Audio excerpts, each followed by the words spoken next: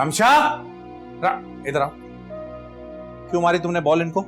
बोलो, जवाब दो। अरे सलमान, बच्चे हैं, खेलते हैं, बॉल लग गई होगी। ये शरीफन को तो खामा में वावेला मचाने की आदत है।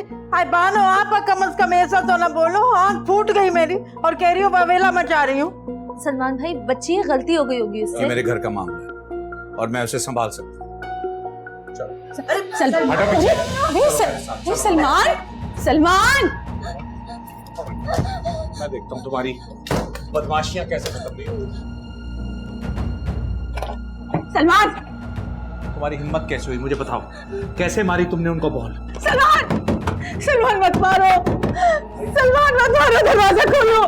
मैं जानता हूं मैं कि तुमने जानबूझ के मारी उन्हें। बोलो। जानबूझ के मारी मैंने बॉल उनको, जानबूझ के मारी मैंने खाला को बॉल। सलमान, खुदा का वास्ता, बेटी है वो तुम्हारी। सलमान!